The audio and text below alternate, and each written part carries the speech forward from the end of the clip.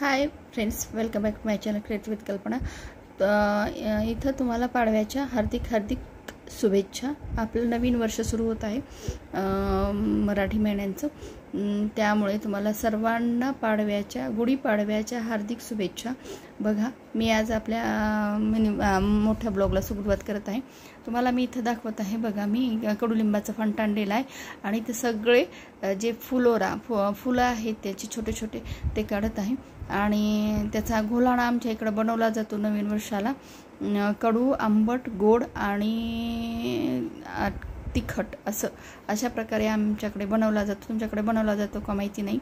बघा, हे फुलं मी काढून तुम्हाला दाखवत आहे आणि नंतर आम्ही बघा ते फुलं, डाळ, चिंच, गूळ अशा प्रकारे ह्याचं हे करून साहित्य एकत्र करून त्याचा घोलाणा बनवला जातो। आणि मी वर गेलेली आहे। बघा, मला उशीरच झाला होता गुढी उभारण्यासाठी आणि मी रांगोळी काढताना तुम्हाला दिसत आहे। मी रांगोळी काढताना छोटीशीच रांगोळी काढलेली आहे, जास्त मोठी काढलेली नाही आणि मला तेवढा आवरायलाही वेळ मिळाला नव्हता आणि जरा मला आज एकटंही वाटत होतं। माझे मिस्टर गावाला गेलेले होते पुण्याला आणि मी, माझी मुलगी आणि छोटा मुलगा असेच आम्ही तिघांनी गुढी उभारलेली होती आणि सणाच्या दिवशी सगळ्यांनी राहावं असं मला वाटतं आणि ते इथं नसल्यामुळं जरा थोडंसं अवघड पण वाटत होतं। एकटंच काय करावं, पण सण हे समारंभ हे तर केलेच पाहिजेत आणि नवीन वर्षाची सुरुवात अशी उदास मनाने करणे बरोबर नाही, म्हणून मी उत्साहाने साजरी करत आहे। चैत्र नेसतो 17 साड्या, वैशाख ओढतो वराडाच्या गाड्या, ज्येष्ठ बसतो पेरीस शेती, आषाढ धरतो वरची छत्री, श्रावण लोळे गवतावरती, भाद्रपद गातो गणेश महती, अश्विन कापतो आडवे भात, कार्तिक बसतो दिवाळी खात, मार्गशीर्ष घालतो शेकोटीत लाकडे, माघ करतो झाडी गोळा, फाल्गुन फिरतो जत्रा सोळा। अशी आपली 12 महिने मराठी मस्त आहेत ना। त्याचप्रमाणे आपल्या सणांचे पण महत्त्व यामधून लक्षात आलेलं असेल तुम्हाला। आपले 12 मराठी महिने आहेत आणि त्याप्रमाणे 12 मराठी महिन्यामध्ये काय काय केलं जातं आणि काय काय होतं ते आपण इथं मी तुम्हाला सांगण्याचा प्रयत्न केलेला आहे।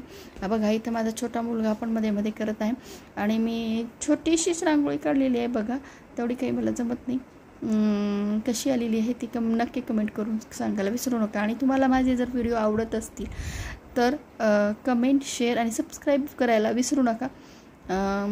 बघा, मी इथं गुढीचीच रांगोळी काढलेली आहे आणि तुम्हाला दाखवत आहे। बघा, ऊन झालेलं होतं, 9 वाजताच हे ऊन आहे आणि छतावर गेल्यामुळं ते फार कडक ऊन असं लागत होतं। उन्हात क्लिअरिटी पण भरपूर येत असते। त्यानंतर मी एक पाट ठेवलेला आहे, त्याच्यानंतर 2 झाडे कुंडे ठेवलेली आहेत झाडांची आणि अशी रांगोळी काढलेली आहे। जरा ऊन चमकत असल्यामुळे तेवढं व्यवस्थित निघाले नाही।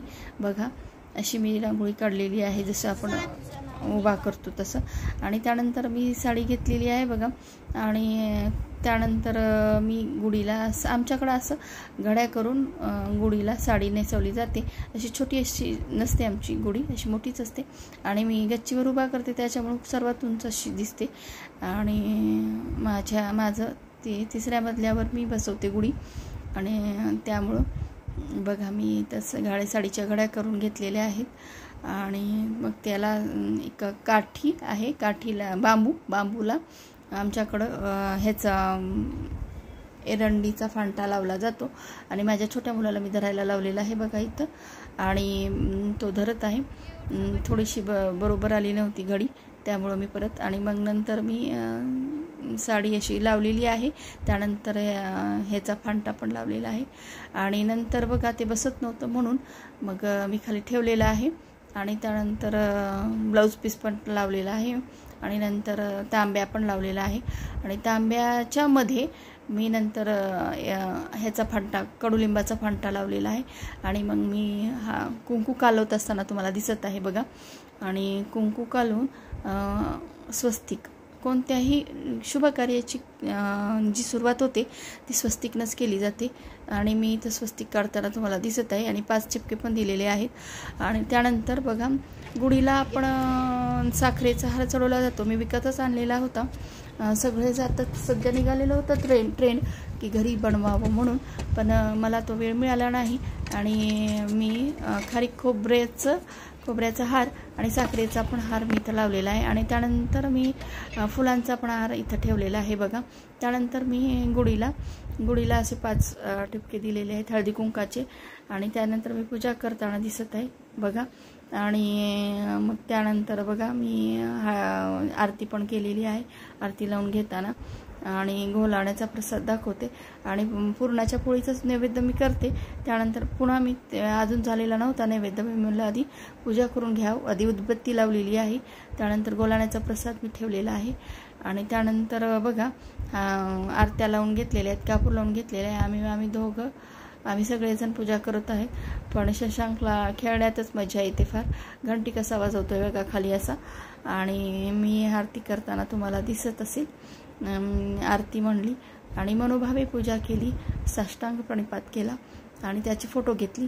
त्यानंतर आम्ही अशा होता माझा हा गुढीपाडव्याचा। कशी गुढी वाटते तुम्ही सांगा आणि नक्की कमेंट करा, त्याच्यात काही चूक झाली असेल तर क्षमा करावी। आणि ह्या माझ्या छोट्या मुलांचे व्हिडिओ फोटो कसे आलेले आहेत, हे तुम्हाला आवडले का आणि तुम्ही कसा गुढीपाडव्याचा सण साजरा केला तेही मला सांगा। आणि मी लास्टला बघा पूर्ण गुढीचा व्ह्यू घेतलेला आहे, वरून खालीपर्यंत आणि खालून वरीपर्यंत। आणि आम्ही रात्री गुढीला नारळ फोडतो आणि ते साखरेचे हे खातो, घोलाणा खातो, म्हणजे आपली शरीर प्रकृती ही सगळं पचवण्याची शक्ती ठेवते। आणि मला सर्वांना गुढीपाडव्याच्या हार्दिक शुभेच्छा आणि धन्यवाद। आणि बघा दुसरीकडली पण गुढी इथं दिसत आहे, आमच्यावर तुम्हाला दिसत असेल, आमच्या शेजारणीचीच आहे आणि त्यांचा व्ह्यू घेतलेला आहे। आणि कसा गुढीपाडव्याचा सण हा खूप मोठा असा समजला जातो, मांगल्याचं प्रतीक म्हणून गुढी उभारली जाते आणि त्या 3.5 मुहूर्तापैकी एक मुहूर्त म्हणून त्या दिवशी सण मोठा असतो आणि सगळेच जण सोनं वगैरे काही ना काही खरेदी केली जातात, मोठ्या वस्तू त्या दिवशी खरेदी केल्या जातात, म्हणजे काही भरभराटी